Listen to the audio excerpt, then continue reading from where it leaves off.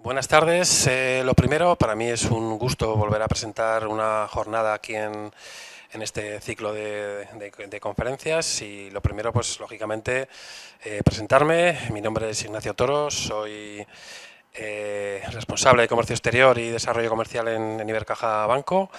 Y lo segundo, pues lógicamente, agradeceros vuestra presencia aquí y daros la bienvenida hoy aquí en el Patio de la Infanta, que es un sitio emblemático para nosotros, para Ibercaja, igual que lo es el sitio donde hicimos la anterior sesión, que es el espacio Explora, que aprovecho para mencionaroslo y si alguno no lo conocéis, pues daroslo a conocer.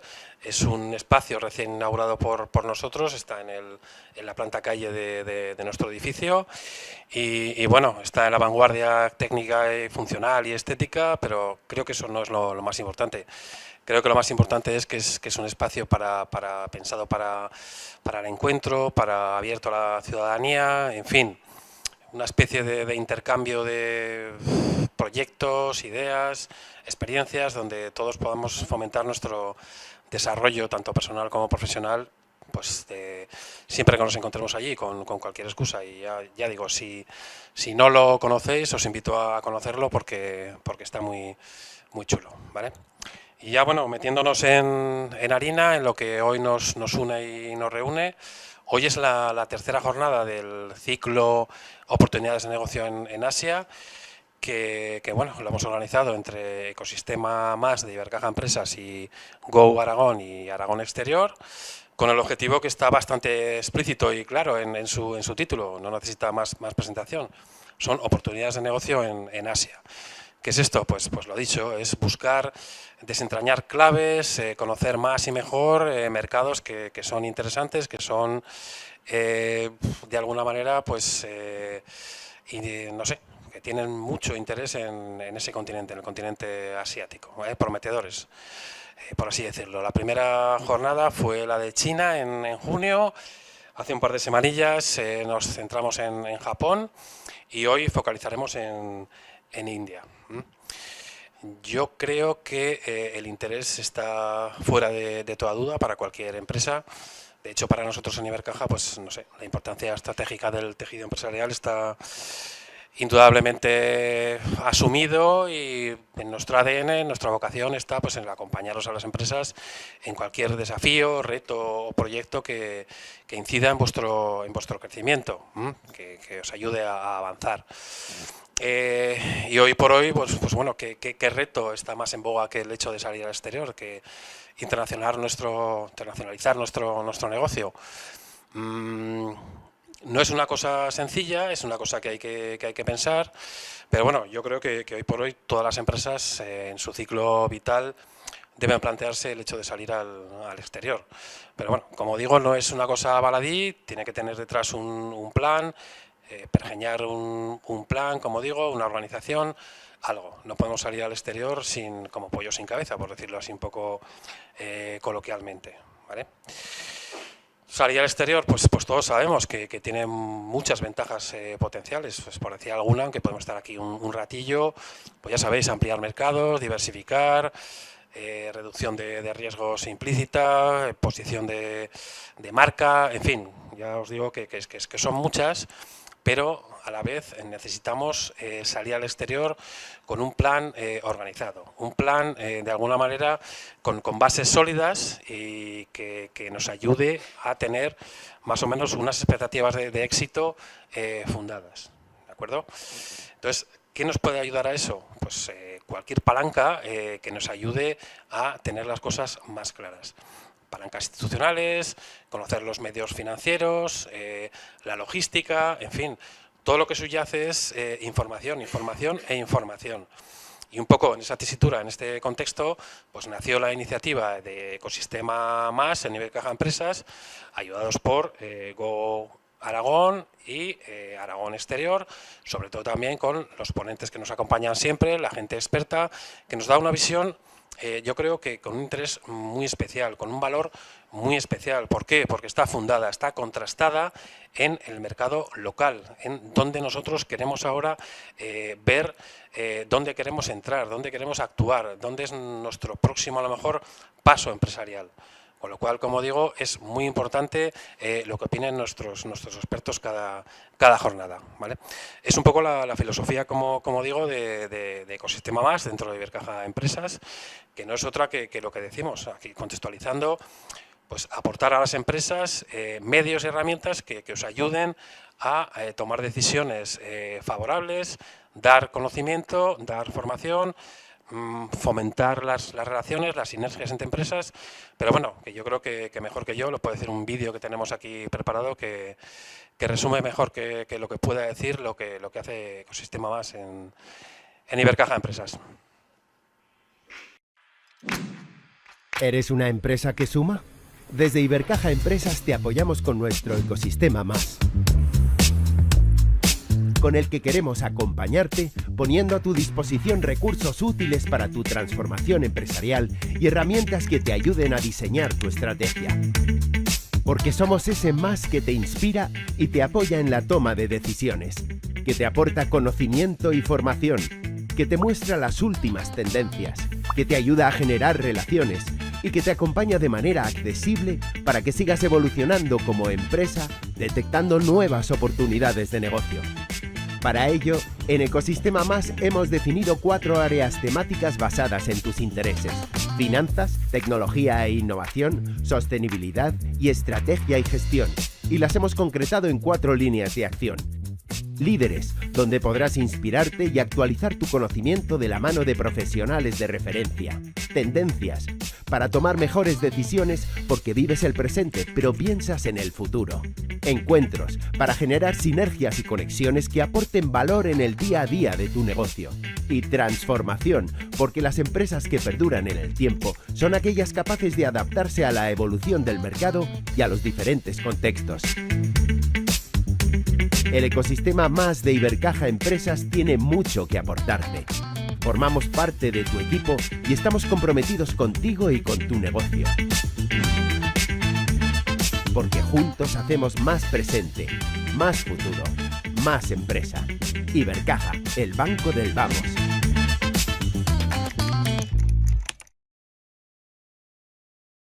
Emplazaros, está previsto para el día 8 de noviembre una jornada que complemente esto que estamos haciendo. Estamos hablando de claves para entrar en otra serie de mercados y queremos hacer otra, pues como digo, de complementación. Hablábamos de palancas que nos ayudan a salir al exterior. Una de ellas es la financiera y, pues salvo imprevisto, pues haremos una sesión de instrumentos financieros que os ayuden a salir al exterior, que tendré el placer de presentaros a los que queráis estar, ¿vale? Sin más, muchas gracias y paso la palabra a Alfredo Cortés. Gracias, Nacho.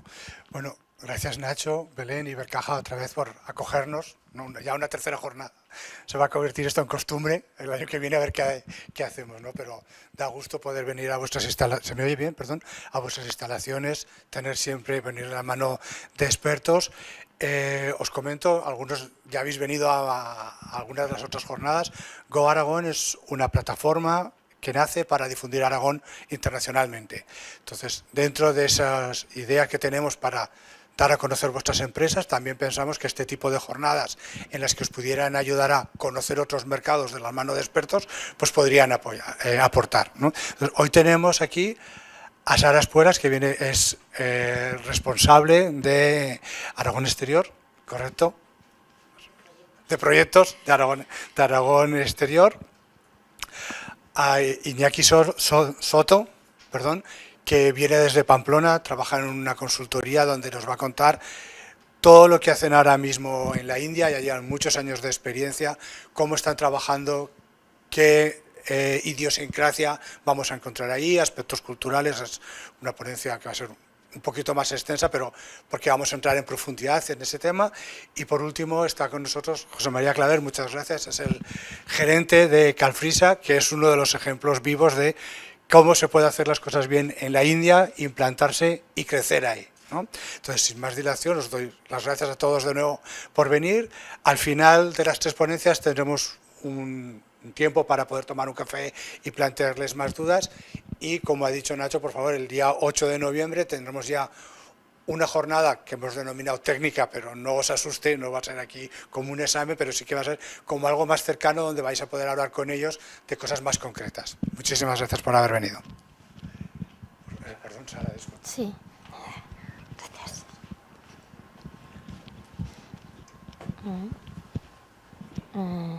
No sé si está encendido. Vale. Nada, tranquila. Aquí. Sí, ya está. Bueno, buenas tardes a todos. Bueno, pues... genial, gracias. Buenas tardes. Como decía Alfredo, pues bueno, Aragón Exterior colaboramos encantadísimos con estas iniciativas de Alfredo, empresas, todos los agentes que en Aragón al final queremos ayudar, poner en común conocimiento. Somos un agente más. Ahora explicaré qué hacemos, el papel que tenemos para las empresas aragonesas, pero encantados de que haya más iniciativas de este estilo, porque al final ayuda mucho a otras empresas escuchar casos prácticos y también que conozcan quiénes pueden ayudarles en sus objetivos internacionales, más en países tan ambiciosos y complejos como pueden ser países asiáticos o India, ¿no?, en el caso de hoy. Bueno, pues voy a presentar un poco al organismo al que represento, unas breves líneas, porque no es el objeto de ni mucho menos de la reunión de esta tarde, pero alguna empresa pues no nos conoce y para que nos ubiquéis. Nosotros somos una empresa pública del Gobierno de Aragón y sí que trabajamos en dos áreas complementarias, pero también distintas entre sí, que una es la de atracción de inversión extranjera a Aragón, y además tengo aquí a mi compañero Rafael, que representa dicha área.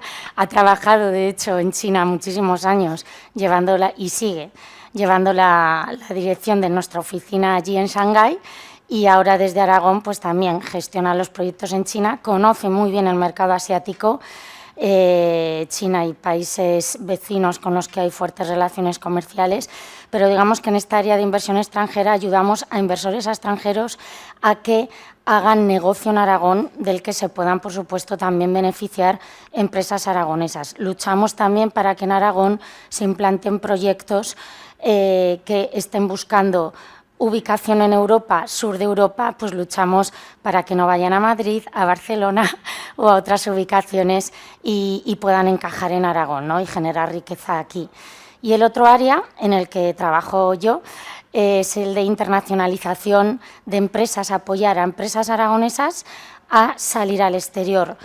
Y digo salir en el exterior en sentido muy amplio, porque cada empresa, en función del tamaño, de sector, de experiencia, pues tiene un proyecto internacional que puede ser sencillo, y en eso os ayudamos, o pueden ser más complejos, e incluso puede ser una micropyme de muy poquitas personas, contadas con los dedos de la mano, puede ser una filial de una empresa multinacional que aquí en Aragón esté encargado de determinados mercados internacionales y necesite apoyos y ayudas específicas. Es decir, no discernimos entre qué tipo de empresa ayudamos, sino cualquier empresa que tenga un centro de negocio, un centro de generación de riqueza en Aragón y que quiera expandir sus negocios en otros mercados. Luego veremos en qué mercados.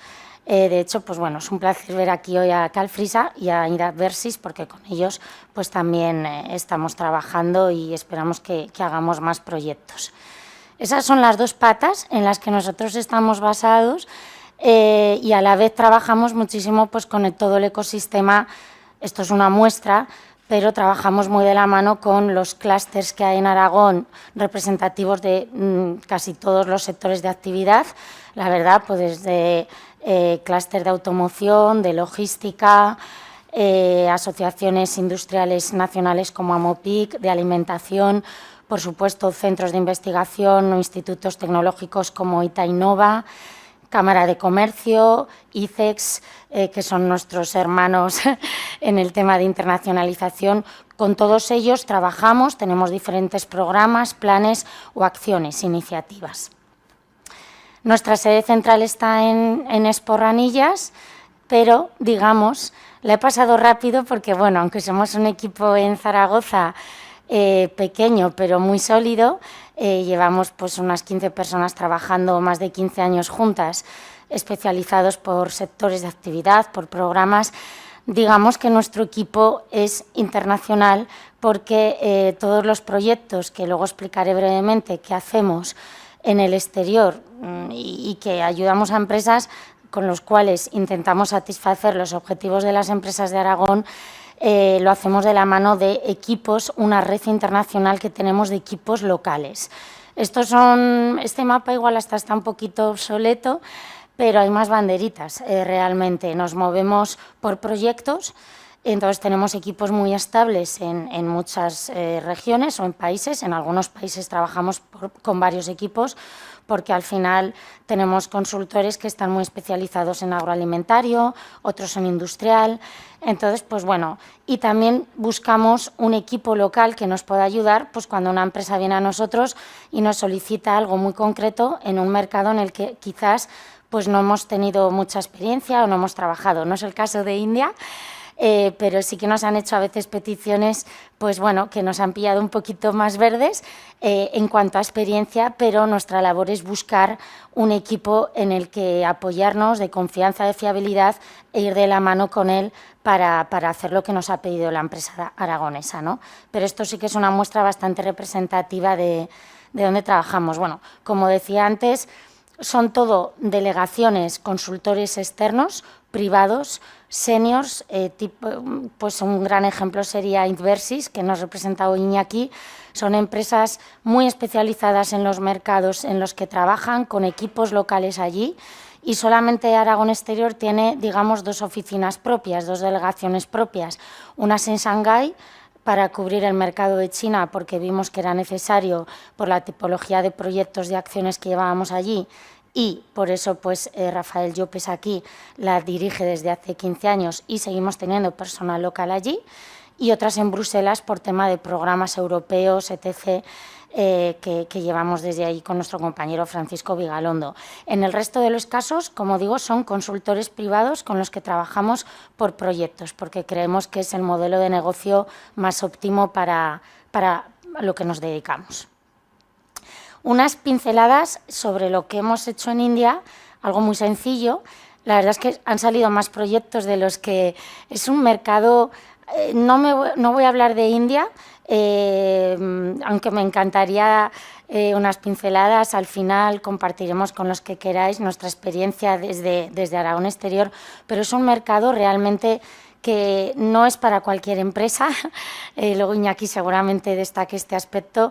Es para empresas que sí que tengan ya cierto músculo financiero, además de músculo empresarial, humano y cierta experiencia, digo cierta por no decir experiencia sólida en internacional.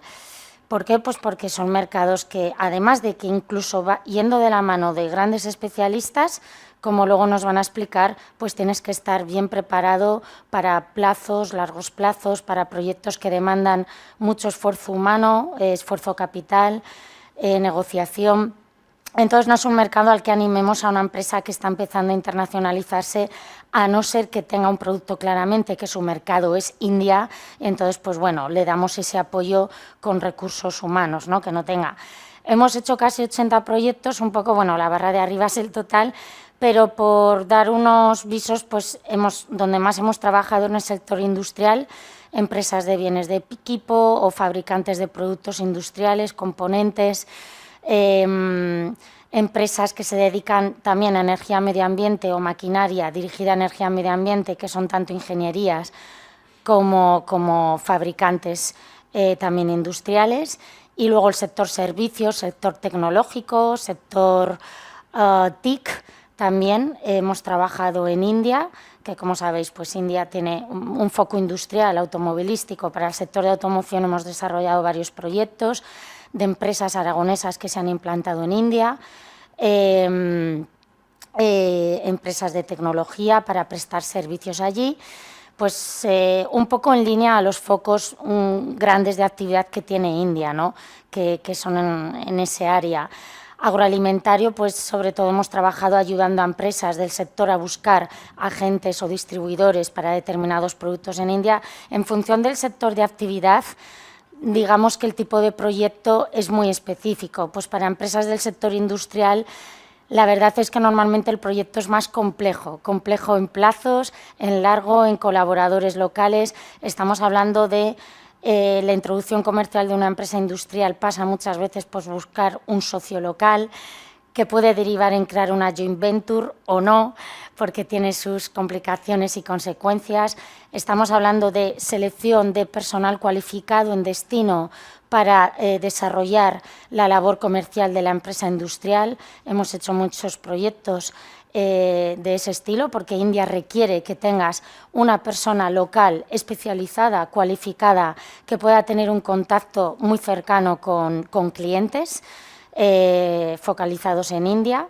Pues eso, buscar socio local, incluso a veces se buscaba un socio comercial, ha derivado en un socio industrial tecnológico, porque India requiere making here, quédate aquí, invierte aquí. Entonces, pues son muchas las ocasiones en las que la empresa ha ido con un planteamiento, digamos, conservador de tengo un gran producto, voy a venderlo a India, pero hemos tenido que acabar en un planteamiento más complejo, más arriesgado, pero que era el único para que esa tecnología pudiera realmente despegar en India. Planteamiento que pasa por un socio que te introduzca en India y que, bueno, digamos que vayáis de la mano, ¿no?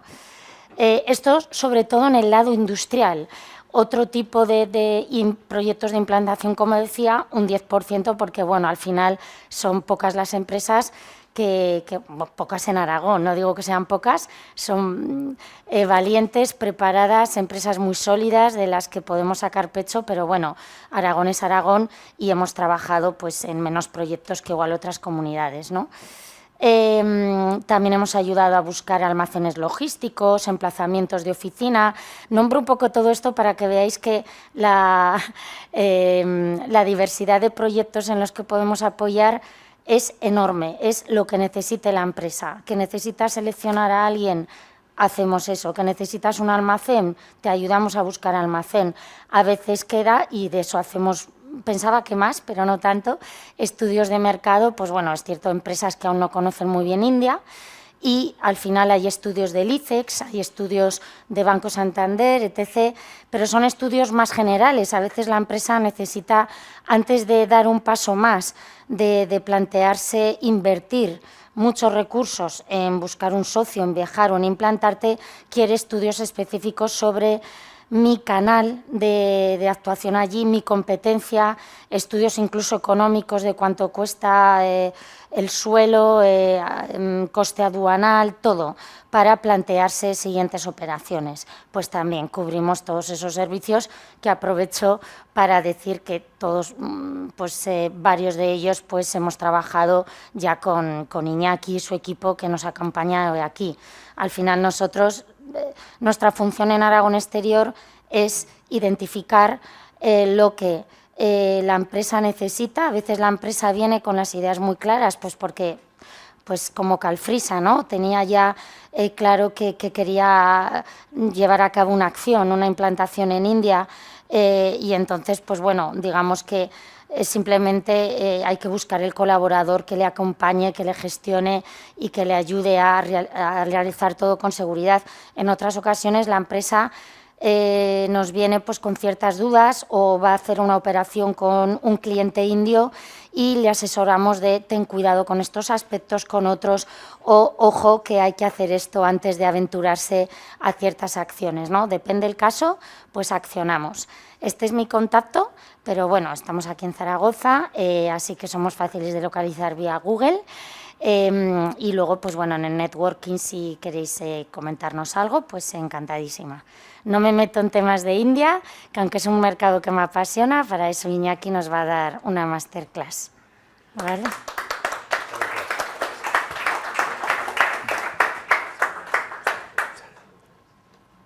Sí, te cierro esta.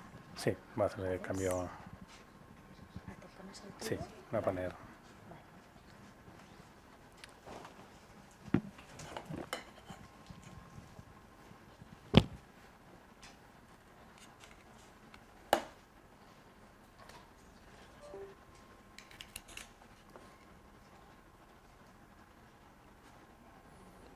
bueno, no sé si va a ser tanto una masterclass o no. No hay que generar demasiadas expectativas.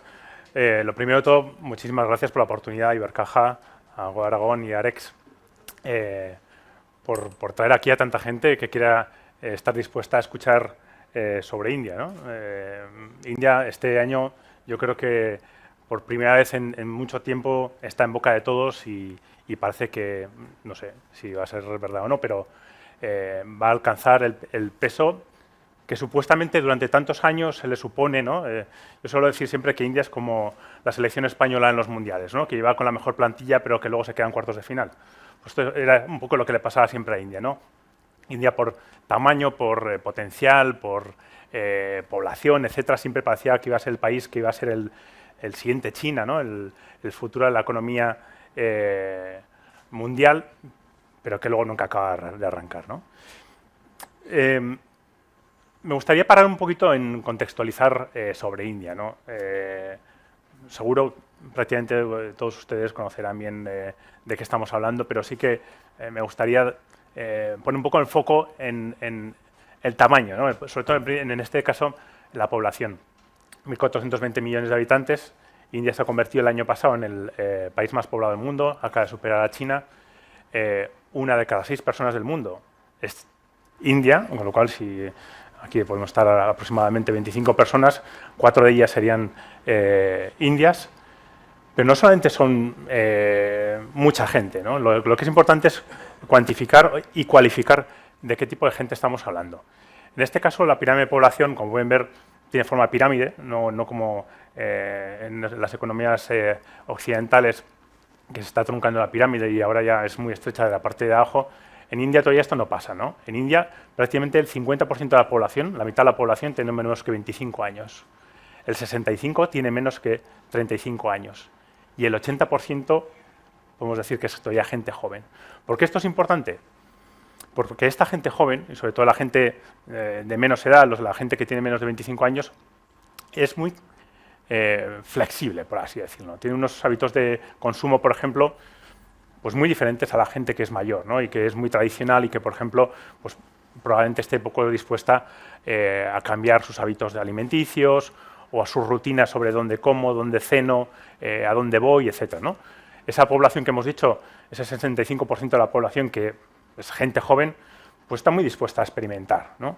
Y esto es importante cuando estamos hablando que probablemente el objetivo de muchas de las empresas es introducir un producto nuevo, un producto que a día de hoy no está disponible en India, o ponerlo en una cadena de distribución o en una zona, en un punto de venta diferente al anterior. O, por ejemplo, utilizar la venta online, que es mucho más flexible para determinado tipo de empresas y que permite de forma mucho más sencilla distribuir un producto. Esta población que hemos hablado de gente joven, pues sin duda alguna va a ser mucho más flexible a este tipo de nuevos hábitos. Pero si eso es importante, probablemente este es el gráfico más importante de lo que está ocurriendo ahora mismo en India. India es una economía, históricamente se ha dicho que andaba con paso de elefante, quiere decir que iba creciendo, pero muy poquito a poquito, durante muchísimos años, hasta que llega un punto, no sé, vamos en el año 2017-18 aproximadamente, en el que ha cogido una velocidad de crucero muy importante. El COVID, al igual que el resto de países de todo el mundo, pues, supuso un frenazo muy importante, pero la reacción al post-COVID ha sido ejemplar. Después del COVID, India ha rebotado a un ritmo de un 7%, este año se estima que va a crecer entre el 7 y el 7,5%, pero los próximos 2 años el Fondo Monetario Internacional dice que va a seguir siendo la economía que más va a crecer del mundo, ¿no? Eso lo que está haciendo es que India ya no sea tan solo un país de nicho en el que hay un nicho de población muy reducido, con rentas muy altas, etcétera, sino que la totalidad de la población está viendo cómo está mejorando su capacidad adquisitiva. De forma que se está conformando una clase media un poco diferente a la nuestra, ¿no? Una clase media como nosotros entendemos de 20.000 euros de renta media, sino probablemente menor, en una horquilla de 10.000 euros, etcétera, pero que en India, con la paridad de adquisitivo que tienen, les da para poder adquirir determinados bienes, ¿no? Y ya no estamos hablando de gente que tenga capacidad para comer cada día, sino gente que puede elegir qué es lo que va a comer. Y además puede elegir, permitirse algún capricho, por ejemplo, ¿no? Consumir algún producto de importación. O abandonar, por ejemplo, el retail tradicional, los mercadillos de comida que todos tenemos en nuestra mente, ¿no? En este tipo de países, para acudir, por ejemplo, a las cadenas de supermercados y elegir un producto por la marca o porque quiero probar algo nuevo o darme un capricho, ¿no? Esa clase media que en el año 2005, la clase media baja o clase media alta, que está entre el 23% y el 7%, que era un 30%, se estima que en el año 2030, que está a la vuelta de la esquina, pues vaya a ser prácticamente el 80% de la población. Cuando estamos hablando de bienes de consumo, este es nuestro público objetivo, ¿no? Y sin duda alguna pues está creciendo de forma exponencial. India es un país que es mucho más que un país. India es un país en el que hay muchísimas identidades, obviamente muchísimos estados, hay 27 estados más 4 territorios de la Unión, pero que además es una diáspora en cuanto a idiomas que se hablan, identidades, creencias, etcétera, etcétera. 22 idiomas oficiales, así que si nosotros ya pensamos que nuestro parlamento es un poco follón con los idiomas, pues imaginaos el parlamento indio en el que efectivamente se pueden hablar en los 22 idiomas oficiales con sus pinganillos, etcétera. El hindi, que es el idioma que es más extendido, realmente se habla en la zona centro del país y en algunos de los idiomas que están en la zona norte, como el punjabi, pues son más o menos derivados del hindi. Pero, por ejemplo, toda la parte sur del país, pues el hindi no solamente no está extendido, sino que no se entiende nada, ¿no? Por ejemplo, los idiomas, el tamil, el telugu, el kannada, etcétera, no tienen una raíz común con el hindi, con lo cual pues no se entenderían absolutamente nada.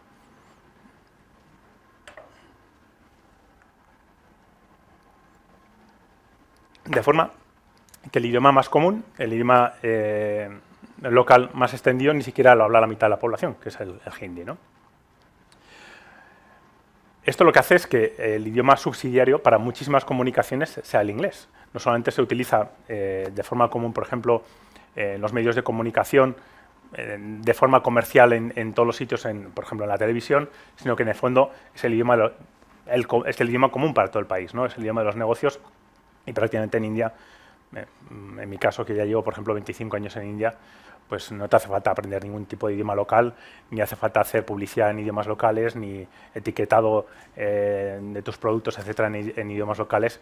El etiquetado en inglés, por ejemplo, está perfectamente aceptado en los productos.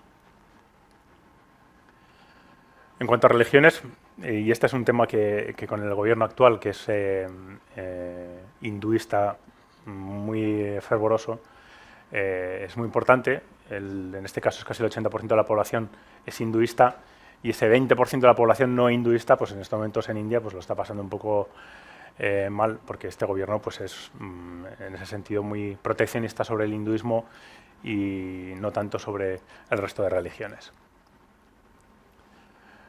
Este es un tema bastante importante. En India existe un proceso migratorio brutal del campo a la ciudad. Este desarrollo urbano que se está realizando de forma muy importante está haciendo que se estén desarrollando muchísimas ciudades, mucho más allá de las grandes metros que nosotros conocemos, Delhi, Bombay, Calcuta, Bangalore, Chennai, etcétera, etcétera. Hay muchísimas ciudades que se están desarrollando de forma muy rápida, ciudades Tier 2, Tier 3, de forma que ahora mismo es un 35% de la población la que vive en zonas urbanas, se estima que muy prontito va a ser en torno al 50%. Hay más de 50 ciudades con más de 1 millón de habitantes. Estas ciudades de más de 1 millón de habitantes son las que decimos que se están desarrollando también, por ejemplo, en el tema de comercio moderno, ¿no? El comercio retail, por ejemplo, hace 10, 15 años, no voy a decir que fuera inexistente, pero solamente era exclusivo de las grandes ciudades o incluso en las ciudades un poquito más pequeñas, pues igual había un gran supermercado. Y ahora tranquilamente en cualquier ciudad de estas 53 que estamos hablando, tú puedes encontrar un supermercado cada 500 metros, ¿no? Y esa es la forma en la que se está desarrollando, por ejemplo, el comercio minorista organizado. Es una forma muy importante. Yo suelo decir, como a modo chascarrillo, que cuando fui a trabajar a India hace pues, más de 25 años, durante muchos años, si quería comprar yogures, por ejemplo, tenía que conducir 2 horas. Y ahora, a menos de 10 minutos de casa, puedo encontrar 10 sitios donde pueda comprar yogures. Eso ha evolucionado de una forma increíble, ¿no? Y, por ejemplo, ya no solamente yogures. Ahora, un poco por lo que hemos estado hablando hasta ahora, ¿no? Cómo ha evolucionado la clase media y la capacidad adquisitiva que tiene la gente. En cada supermercado puedes encontrar yogures de todo tipo de sabores, pero también puedes encontrar leche de soja, leche de almendras, batidos nutricionales, etcétera, etcétera, ¿no? Prácticamente cualquier tipo de productos que aquí pues, ahora ya son de uso común. Y eso es simplemente porque la gente tiene más capacidad adquisitiva y porque está demandando este tipo de productos de speciality, por así decirlo. En cuanto a las ciudades, ya hemos hablado un poquito de las ciudades más importantes. Ya pueden ver que en cuanto a cifras, pues marean, ¿no? Los 30 millones de la zona metropolitana de Delhi o los 20 de Bombay, pero lo que hemos dicho, más de 50 ciudades de más de 1 millón de habitantes. A día de hoy ya es la quinta economía más importante del mundo y además en esto hubo un hecho histórico que ocurrió el año pasado, que fue cuando superó India al Reino Unido como la quinta economía del mundo, justo coincidiendo con el 75 aniversario de la independencia de India del Reino Unido. Justo en el año en el que se celebraba el 75 aniversario fue cuando le superaron como potencia económica. Pero no solamente eso, se estima que en 3 años va a superar a Japón y a Alemania como cuarta y como tercera. Así que en menos de 5 años India se va a convertir en la tercera economía más importante del mundo. Obviamente con todo lo que estamos hablando, 1.420 millones de habitantes, cuando distribuimos esta riqueza en tanta gente, pues la renta per cápita obviamente no es la del Reino Unido ni mucho menos, pero sí que si ponemos todo en su conjunto, pues estamos hablando de una economía muy, muy importante ya.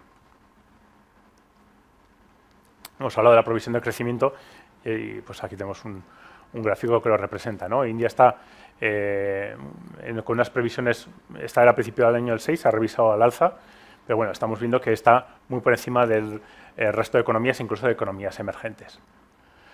Bueno, vamos a hablar un poco ya de India en el contexto internacional. India pre-COVID, digamos, tuvo un proceso evolutivo un tanto curioso. Vamos a contextualizar un poquito más. En 2014 entra al poder el actual gobierno de Modi, del BJP, un partido de extrema derecha ultrarreligioso, Bolsonaro, si me lo permiten, o Erdogan, más o menos, o Trump, y más o menos se alinea con ese tipo de corriente de pensamiento, ¿no? Vamos a hacer un India First, que es un poco el Make in India o el Atmanirbhar Bharat que firma con posterioridad y empieza a tener un proceso aislacionista del resto del mundo, ¿no? Un poco el mensaje que ya he dicho antes, Sara, de si quieres hacer negocios a India, vente a India, porque aquí si no, no vas a vender nada. Rompe con el RCP cuando había sido uno de los países fundadores del acuerdo, el Acuerdo de Libre Comercio de toda el área de Asia-Pacífico, el grandísimo acuerdo. Casi en el último momento, cuando está prácticamente todo firmado, o a punto de firmarse, sale del acuerdo. En pleno COVID, un poco así de refilón, firma el Atmanirbhar Bharat, que es el India First. Básicamente la traducción sería como India autosuficiente y básicamente viene a decir lo mismo, ¿no? Si quieres hacer negocios desde fuera, lo vas a tener complicado porque lo que queremos hacer es una gran India, una India resiliente, que no dependa del exterior y que tenga una industria poderosa, de forma que no necesitemos de las importaciones, y cuando sobre todo hablan ellos de las importaciones, están hablando de las importaciones del vecino de arriba, ¿no? de China. Con lo cual intentan, pues eso, cada vez poner barreras arancelarias y no arancelarias, de forma que cada día sea más complicado vender en India. Suben de la noche a la mañana los aranceles de más de 3.000 productos, de forma que el mensaje era más o menos todo alineado, ¿no? Va a ser complejo hacer negocios en India, salvo que te plantees venir aquí a hacer negocios, a implantarte en el país. Pero, de repente, la situación cambia por muchas cosas. Primero, por el COVID, las disrupciones en las cadenas de suministro de los productos provenientes de China. De repente empieza a sonar el mensaje este de China Plus One. Necesitamos desarrollar cadena de suministro fuera de China que sea creíble. Y de repente en India empieza a sonar en todos los escenarios internacionales como una alternativa factible. Encima, año 2022, ocurre la crisis o la invasión de Rusia de Ucrania y India empieza a ver que tiene una gran oportunidad histórica para posicionarse en el mercado geopolítico, en el plano geopolítico, como una gran economía que, sin estar alineada a ninguno de los dos bloques, puede hacer negocios con ambos dos, ¿no? De hecho, pues bueno, durante este año empieza a haber un desfile de líderes internacionales que empiezan a pasar todos por India, intentando hacer acuerdos con India, e India ve que esa orientación proteccionista que había tomado, pues que no era una gran idea y que realmente lo que necesitaba era casi lo contrario, ¿no? Y de repente empieza a negociar acuerdos de libre comercio no solamente con los aliados tradicionales, los países del sudeste asiático, etcétera, sino con economías realmente de un gran peso específico. Firma uno con Mauricio, que puede parecer menor, pero en India es muy importante porque Mauricio es el mayor inversor en India. Mauricio tiene un acuerdo de libre comercio súper beneficioso con India e históricamente las empresas se localizaban en India, en Mauricio, para invertir en India, porque tenían un acuerdo de repatriación de dividendos, etcétera, muy beneficioso. Y entonces, pues, grandísimos inversores están domiciliados en las Islas de Mauricio para invertir en India. Pero los más importantes son los que vienen a posteriori. Australia, un grandísimo país para India, Emiratos Árabes. Todo el que haya hecho negocios en Emiratos Árabes sabe la importancia que tiene India para los Emiratos Árabes, en ambos sentidos, además, porque hay un gran flujo de importación y de exportación, tanto en materias primas como de productos terminados con Emiratos Árabes, y se empiezan a negociar los más ambiciosos, con la Unión Europea, con el Reino Unido, con Canadá, e intentan hacerlo con Estados Unidos, pero Estados Unidos dice que no quiere saber nada y que no quieren firmar ninguno. Con la Unión Europea un acuerdo muy importante, un acuerdo que ya se empezó a negociar allá por el año 2008, se abandonó el año 2013 y que desde el año 2013 estaba en un cajón, no se quería saber nada. Solamente el hecho de que ya haya no sé si van por la quinta ronda de negociaciones del Acuerdo de Libre Comercio con la Unión Europea es importantísimo. No sabremos si llegará a buen puerto o no. Obviamente tenían, sobre todo desde el gobierno indio, tenían muchísima prisa para firmarlo, entre otras cosas porque el año que viene hay elecciones en India y querían que se firmara antes de que haya elecciones, pero sobre todo para que coincida con este año, ¿no? Este año 2023 es el año en el que India está presidiendo el G20, es el año en el que India está como en el candelero, ¿no? Y querían firmarlo este año, obviamente no va a ser posible, pero bueno, ya veremos a dónde va. Si se acaba firmando, sin duda alguna, va a ser un punto de inflexión brutal. Ahora, si hay un problema para hacer negocios con India, precisamente son las barreras arancelarias y no arancelarias que existen. Si eso desaparece, el mercado que estamos hablando, pues ya habéis visto que es descomunal, ¿no? Bueno, no me voy a enrollar mucho más, pues bueno, un poco los acuerdos que ya existían y los que se están negociando ahora, que ya los acabo de mencionar. Entrando en materia, en cuanto a oportunidades sectoriales. Estoy totalmente con Sara en lo que ha dicho, ¿no? India no es un país para todos. India es un país en el que hay que identificar cuáles son los nichos de oportunidad, hay que ver de qué adolece India o qué se le puede aportar a India de forma competitiva y ver si realmente en ese tipo de productos somos competitivos o no con otro tipo de mercados que puedan suministrar allí, ¿no?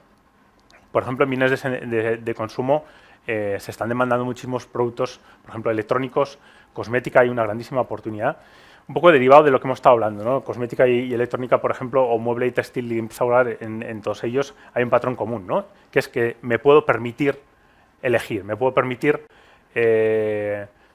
invertir, por ejemplo, en cuidado personal, que hasta hace poco pues era poco menos que impensable, ¿no? Lo mismo en textil o en muebles, ¿no? El indio es un ser muy social y aparte que le da muchísima importancia a las apariencias, ¿no? Todo el mundo hemos oído hablar de India por el tema de las castas, etcétera. El tema de las castas, pues igual ya no está tan oficialmente reconocido, pero psicológicamente sí que está ahí detrás, ¿no? Lo que subyace detrás de las castas es la estratificación social. Yo me necesito posicionar en la sociedad con mis vecinos, con mis familiares, etcétera, etcétera, con lo cual necesito demostrar cuál es mi estatus. Y los indios son muy dados, por ejemplo, pues eso, ¿no? A intentar que su casa sea muy aparente, invitar a muchísima gente a tu casa. Si tengo capacidad económica, pues que se me vea muy bien, que tengo unos anillos, unas joyas, un coche, una forma de vida muy ostentosa, por así decirlo, muchas veces por encima de su capacidad real, ¿no? En este tema, pues por ejemplo, el mueble es muy importante, ¿no? El poder llevar a gente a tu casa y que tenga, pues eso, que vea que has traído un mueble de importación, etcétera, etcétera. Me he saltado otra vez. Pero realmente yo donde veo que hay una gran oportunidad es en sectores tecnológicos, ¿no? Porque puede parecer un poco contradictorio en un país que nosotros podemos pensar que es como pobre, pero aquí realmente hay un potencial enorme. India históricamente ha sido un país que ha adolecido de inversión en I+D. O sea, los indios históricamente, las empresas indias, a diferencia de las chinas, ¿no? que antes habíamos hablado de China como referente, si China realmente lo que ha hecho siempre ha sido sobredimensionar las cosas y tener una grandísima capacidad para pensar en el futuro, India es al revés. India siempre ha ido a mínimos, ¿no? Y las empresas han ido creciendo poco menos con lo que iban generando, ¿no? Y nunca han pensado en mejorar procesos o en invertir en tecnología, etcétera, etcétera, ¿no? En I+D.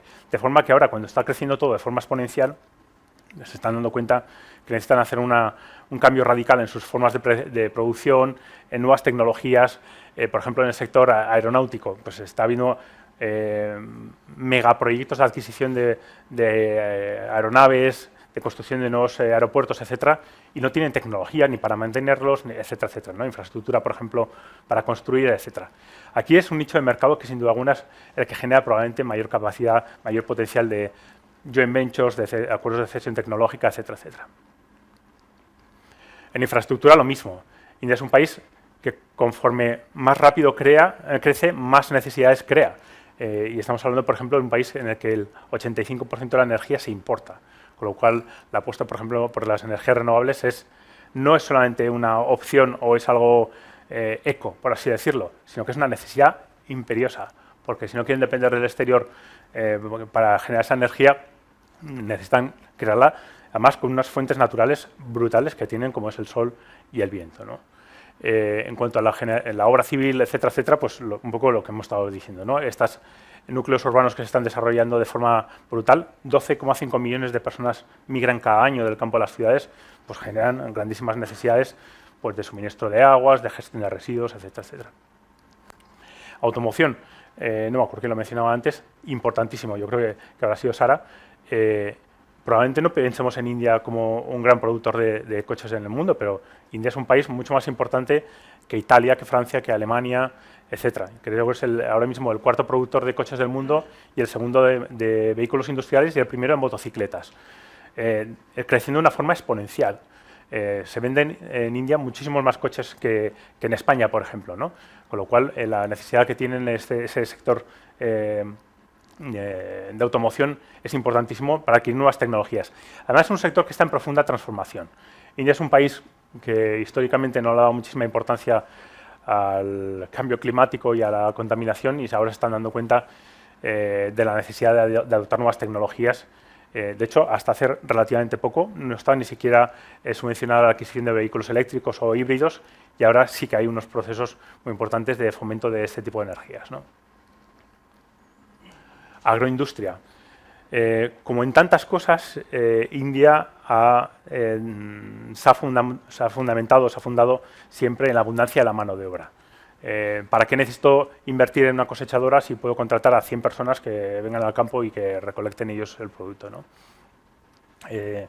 Durante un tiempo determinado de su historia, por así decirlo, esto les ha podido servir, pero realmente les ha servido para un consumo interno. Ahora que están pensando no solamente en el consumo interno, sino en dar un salto a la exportación, se están dando cuenta que la consistencia, la calidad, la propia capacidad que hace falta para poder abordar esas cifras, etcétera, la rentabilidad, la productividad que hace falta en esas cosechas, etcétera, hace falta de modernización en los sistemas de cultivo y de procesado de alimentos, ¿no? Aquí hay un desfase industrial brutal. Y sin duda alguna, en todos estos sectores hay unas oportunidades enormes en India. Transporte y logística, pues lo mismo, por ejemplo, cadena de frío. Hay un déficit, algo así como India tiene ahora mismo algo así como el 20% de la capacidad que requeriría en capacidad de almacenaje y distribución de cadena de frío. Y en servicios, pues lo mismo, ¿no? Servicios especiales, hace falta muchísimos de ellos. Mecatrónica, por ejemplo, un poco igual, ¿no? India está en el proceso de cambio de transformación industrial desde procesos productivos muy fundados en la mano de obra hacia procesos productivos automáticos, control de calidad, etcétera, etcétera. Alimentos.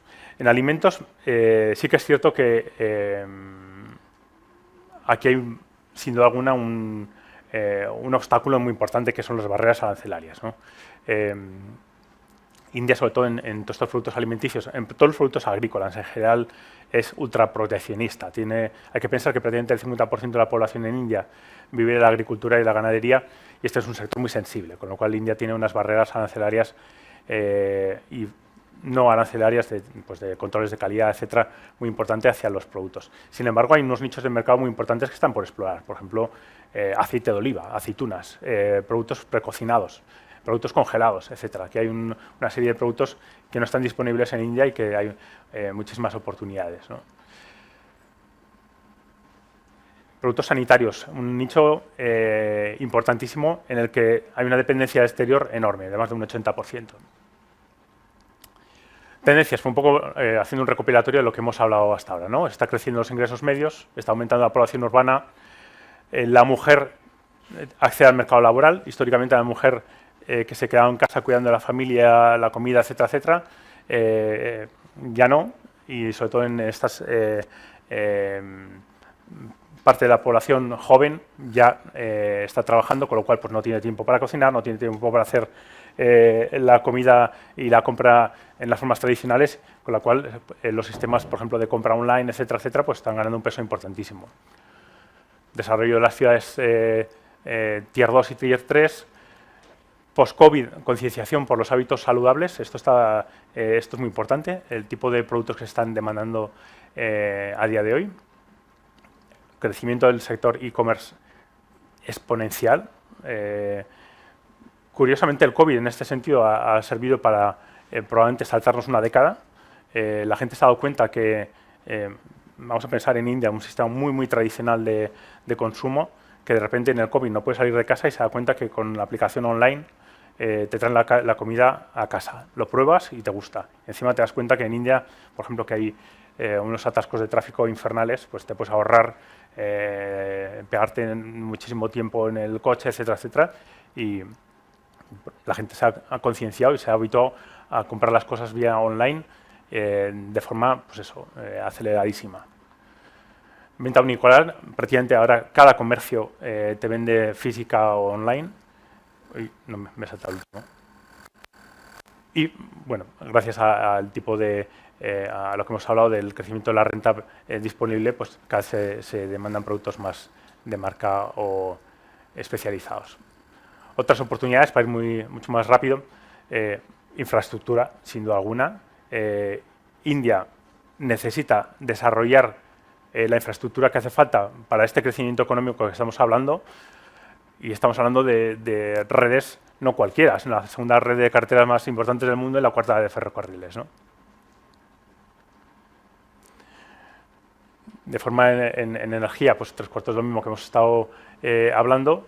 En cuanto a los proyectos, por ejemplo, de energías renovables son enormes. Ahora mismo el objetivo es alcanzar los 450 gigavatios de energías renovables para el año 2030. En cuanto a desarrollos pues, de red de metros, comunicaciones, etcétera, pues lo mismo.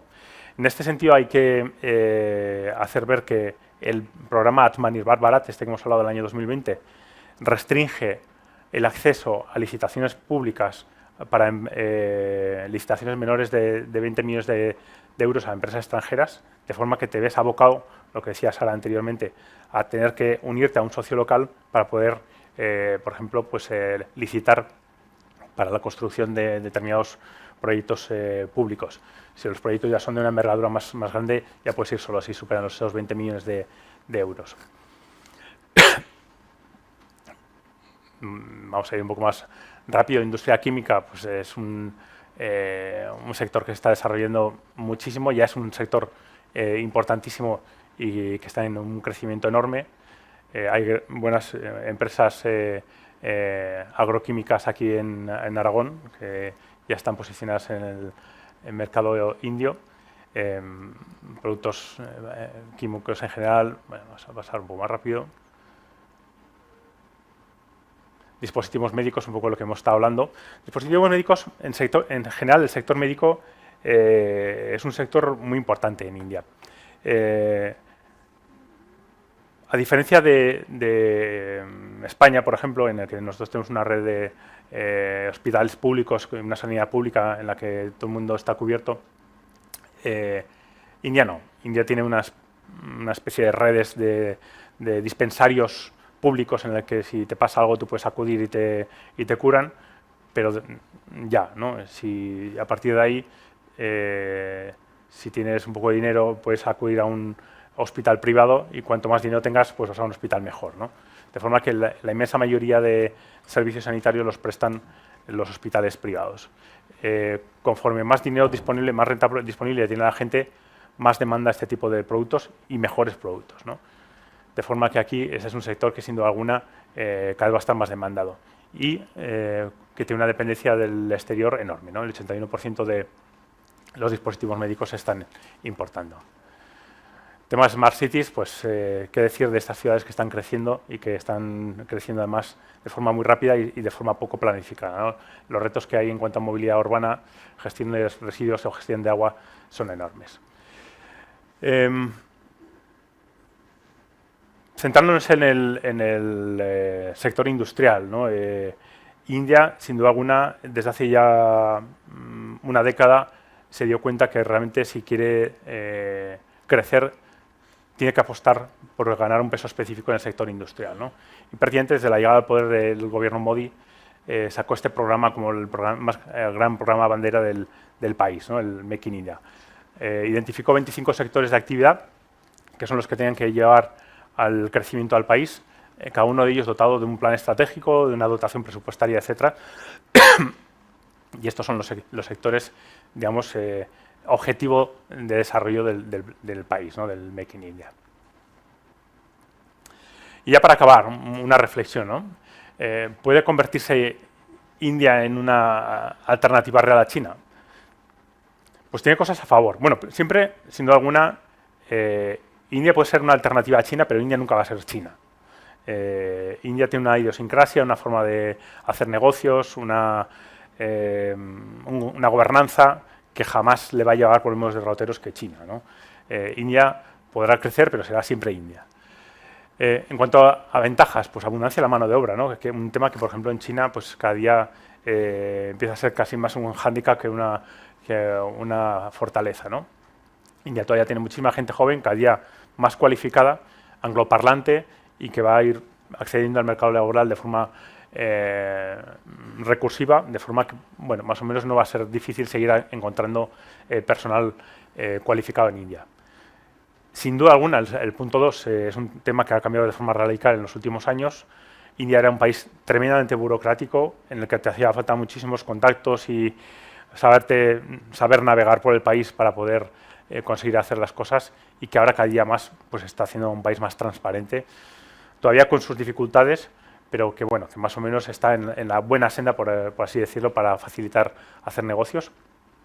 Muchísimos incentivos para invertir en el país, tanto a nivel central como a nivel estatal. India, lo que he dicho anteriormente, es un país federal, con lo cual, lo mismo que Arex nos ha dicho que ellos quieren competir con otras regiones para atraer inversiones hacia su territorio, lo mismo ocurre en India, ¿no? Hay estados que tienen grandes incentivos para atraer a ese estado inversiones compitiendo pues, con otros estados vecinos, ¿no? Y el tema de los acuerdos comerciales, sobre todo vamos a mantener un ojo en el futuro si se cristalizan estos grandes acuerdos con las grandes economías.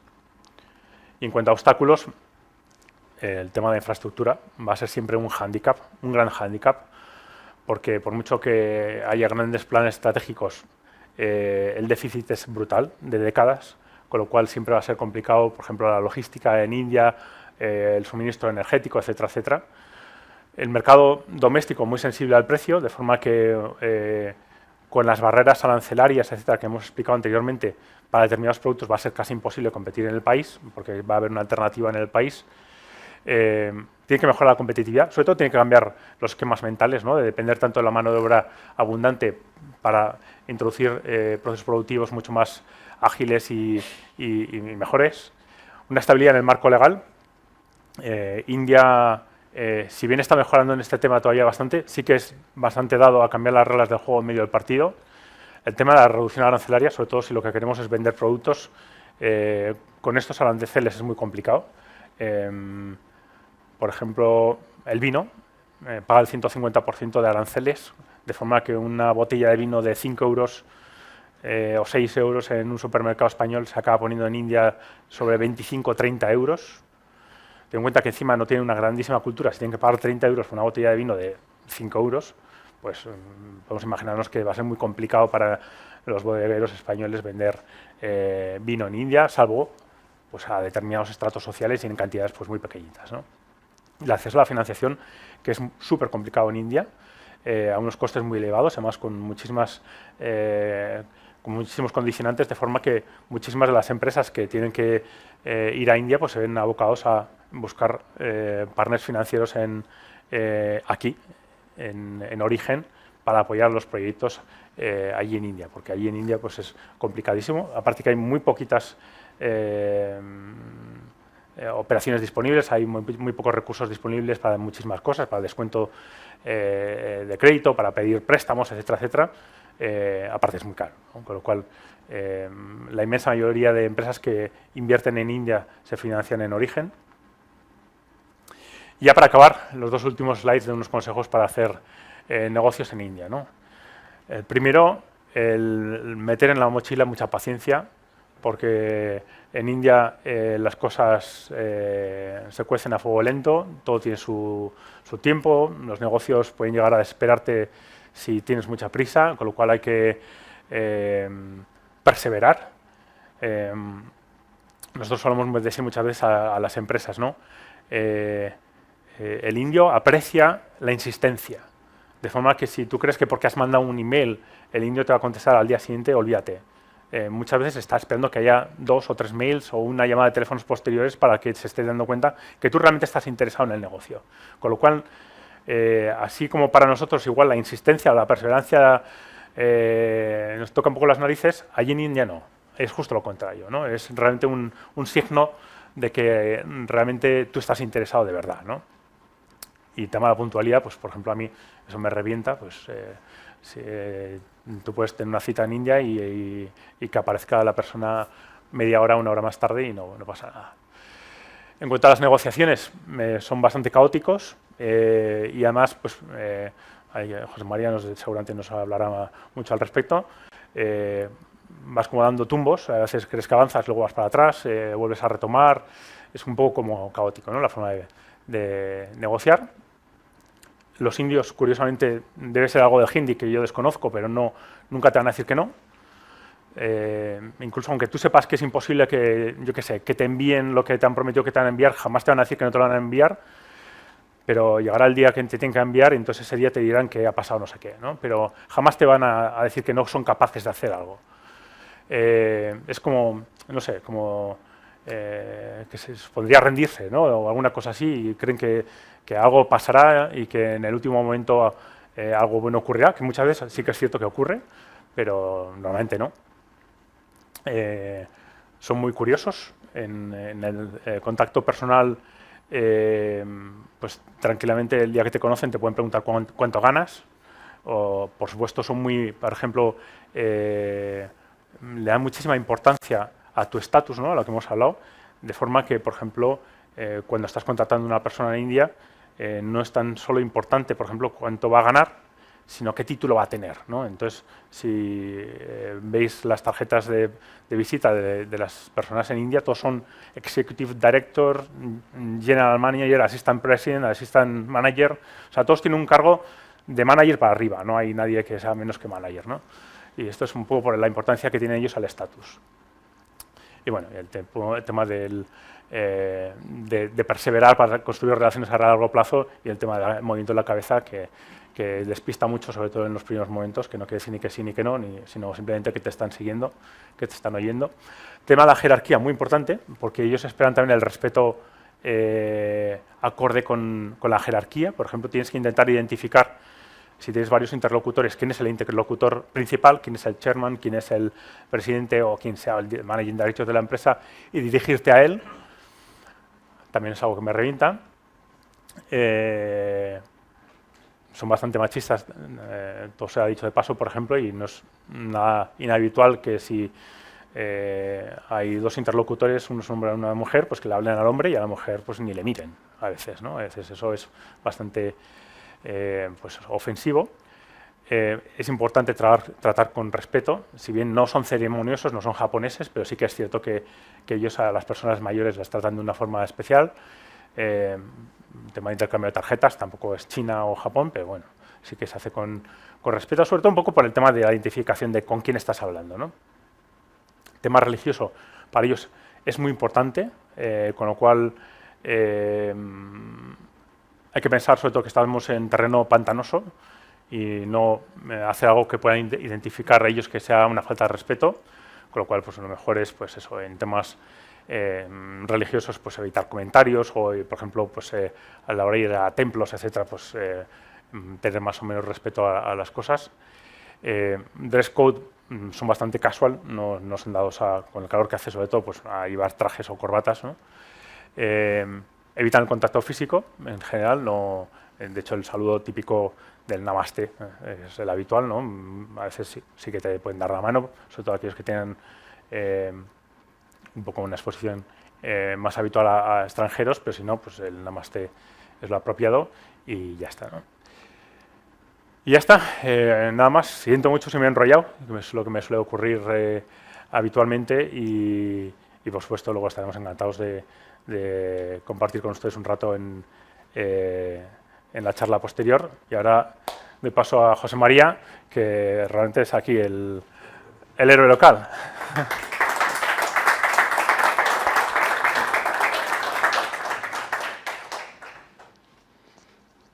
¿Sí? ¿Se oye bien? Bueno, buenas tardes a todos. Gracias por asistir. Agradeceros, por supuesto, a Ibercaja, a Go Aragón, a Aragón Exterior e Inversis, pues esta oportunidad que nos dais en un acto de este tipo, que además en estos momentos, sobre todo tratándose de la India, es por los diversos motivos que ya, porque prácticamente Iñaki lo ha explicado fenomenal y ha hecho una gran presentación. Yo os puedo explicar sobre todo la experiencia que hemos tenido en los últimos años desde Calfrisa, que somos una empresa del sector industrial aragonesa, fundada en el año 1965, de capital privado, empresa familiar, y que dentro de nuestras líneas de productos principalmente fabricamos y damos servicios en sectores de la energía y del medio ambiente.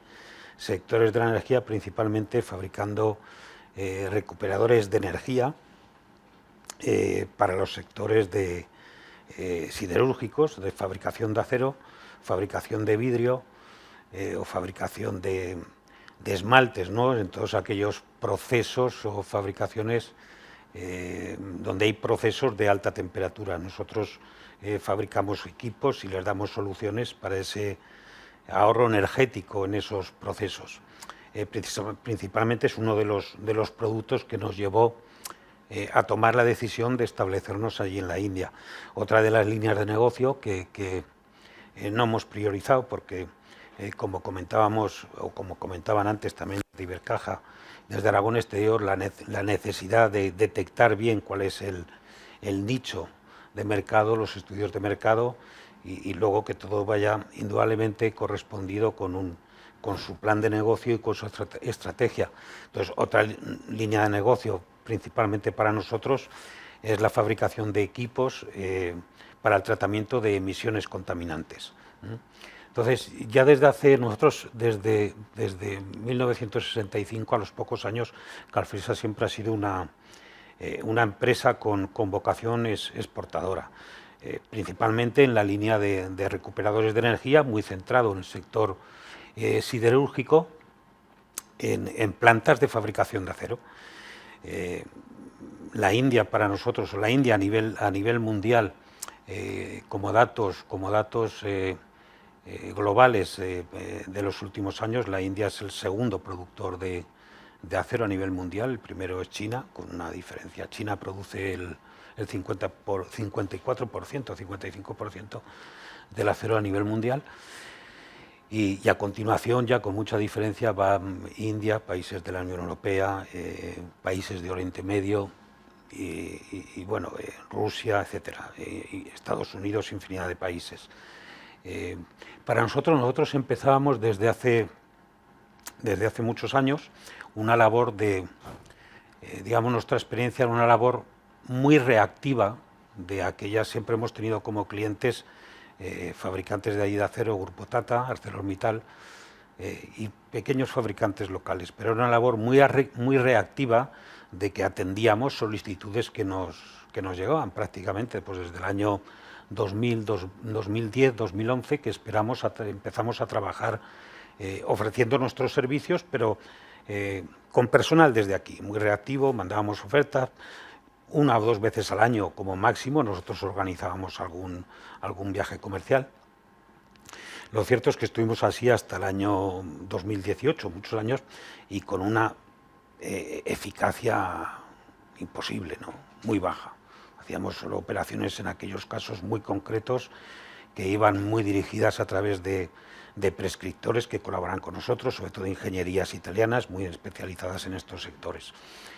Entonces fue en el año 2018, dentro de una estrategia de internacionalización de la compañía, de buscar crecimientos en el exterior, donde apostamos ya por la India. Entonces, bueno, pues hicimos una cosa que para nosotros no realizábamos habitualmente, porque principalmente en muchos países nos movíamos con agentes comerciales, y allí decidimos incorporar una persona ya dedicada 100% para nosotros, una persona de allí, de la India, que además venía de trabajar en una empresa consultoría importante del sector metalúrgico allí, que había trabajado con las principales ingenierías y con estos fabricantes. Tuvimos el parón, que indudablemente afectó muchísimo, porque además la India fue uno de los grandes países con afección por el COVID. El año 18, pues bueno, fue de introducción, ¿no?, de toma de contacto. 19 y 20 prácticamente pues inhábiles, con mucho tiempo para estudiar, trabajar, estudios de mercado, poco movimiento, pero bueno, aún así mantuvimos la apuesta de mantener esta persona allí, fija. Y ya en la segunda parte de 2021, que empezó a abrirse en el 2022, pues empezamos a obtener pues unos resultados que para nosotros ya eran excepcionales de lo que habíamos obtenido habitualmente, y el motivo era pues principalmente en todas estas, al final, en estas diapositivas que nos ponías, ¿verdad?, en esta presentación, sobre todo de la negociación, de verte con ellos. Es decir, si realmente yo lo que veo, si no vas acompañado por una persona de allí, es muy difícil entenderte con la gente de India, por la diferencia cultural que hay y por todos estos temas que comentaban. Nosotros, de hecho, antes de acudir, o cuando acudimos a alguna reunión, la reunión la lleva ya preparada la persona que tenemos ahí, se ha juntado con ellos ya días antes, ya sabemos quiénes son claramente los interlocutores, y aún así te cambian cosas, pero está claro que para nosotros el salto importante fue poder contar con una persona de allí, de su cultura, que conociera bien quiero decir, todas las regiones donde nos movemos, porque luego la India, bueno, ya sabemos la magnitud que es, y eso nos permitió pues dar un salto importante en nuestro negocio, de una forma muy importante, en el año 2022. Ya entonces, a finales del 2022, pues tomamos la iniciativa de pensar, empezar a pensar pues en la posibilidad de establecernos allí. Sobre todo, también lo has explicado tú antes, Iñaki, porque nosotros dentro del sector siderúrgico, de la fabricación de acero, ahí teníamos una limitación, o tenemos una limitación, que ahí el sector, los fabricantes, está formado por fabricantes de capital privado, como los que hemos hablado antes, pero luego está el capital público. O sea, el capital público no tienes una posibilidad de acceder si no fabricas allí. Entonces, para nosotros aproximadamente el mix de mercado allí es un 50% capital público, ¿no? Y entonces, de una forma, eliminábamos la posibilidad de poder hacer negocio con todas las empresas del sector privado, además del sector público, perdón. Además, también para nosotros nos dimos cuenta que llevábamos también años visitando en países bueno, relativamente de influencia de ahí. Nos dimos cuenta que, también lo ponías antes, aparecía desde, por ejemplo, Oriente Medio, Emiratos Árabes, Qatar, Kuwait, Arabia Saudí. En el sector nuestro de la fabricación de acero, los directores de las plantas en esos países son indios. Entonces se utilizan sobre operarios de allí y directores, sobre todo de plantas, como decías, que todos son directores, pero directores, veíamos que quien tomaba la decisión en muchos casos era personal indio, ¿no? Nosotros desde aquí, desde España, en esos países habíamos conseguido muy poca incidencia. Y no solo lo hacemos para trabajar esas zonas de influencia, sino nosotros tenemos también tenemos clientes en Irán, en todos estos países, Qatar, Arabia Saudí. La gestión desde aquí se nos complica demasiado, además de otras áreas de influencia de Bangladesh, de Indonesia, incluso de ahí pues puedes trabajar relativamente bien Vietnam y otras zonas de influencia que nuestra estrategia es crecer en organización, sobre todo comercial ahí, para poder dar suministro a todos esos países de área de influencia, ¿no? Y entonces decidimos finales del 2002, ya contactamos con Aragón Exterior y con Inversis. Afortunadamente nosotros solo tuvimos que centrarnos en nuestro